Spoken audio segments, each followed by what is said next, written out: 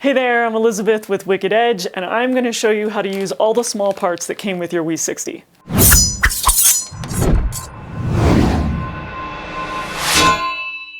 So in your bag of small parts, you're going to find a vise key and a depth key. Both of these items are covered in detail in the rest of this playlist. If you're not familiar with them, please go check that out.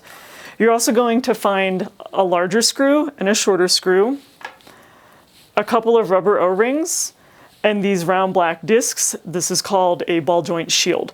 And I'm going to show you how to assemble those into your sharpener. First, we'll talk about the ball joint shields. These are designed to slide over the guide rod and come down and cover the ball joint to keep debris from sharpening from getting into the ball joint.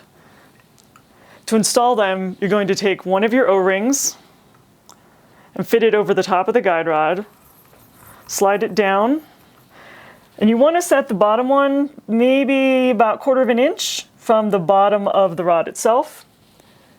Then you're going to take the shield, has a hole in the center, just going to slide it down over the guide rod till it rests on the O-ring. And you'll take a second O-ring and slide that down on top.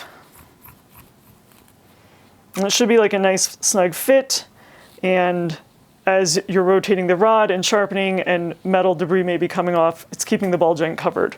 The standard vise comes with a top screw and a bottom screw, and these screws are going to be suitable for most of the knives you're going to sharpen. If you have a very thick knife or a very thin knife, you may need a different length of screws, and that is what the other two screws are provided for. So if you have a really thick knife, like the spine on this SE5, you may find that your screws are not long enough to reach to the opposing side of the vise. If that's the case, you want to take your top screw out and set it aside, take your bottom screw, put it where the top screw is, and then take the longer extra screw and put that screw where the bottom screw was. So for very small knives, where the screws may be too long, you're going to take the bottom screw out and set it aside.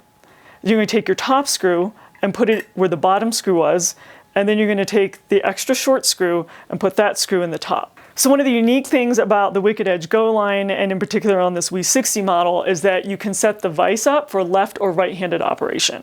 To do that, you're going to flip your sharpener over. You'll see two holes in the bottom of the base. One has a screw in it and one is empty. That screw is going through the bottom of the blue base and into the bottom of the vise. So in order to change that out, you're going to take your vise key. It's really easy to do this if you hold the vise, like turn the sharpener upside down and hold the vise with your hand. Then it's pretty easy to unscrew this. And you can see that just kind of detaches the whole thing. There's a hole in the bottom of the vise. And in order to change it, you're just going to take it and flip it the other way around. Line up the hole with the hole in the bottom of the blue base and use your vise key to tighten it back in.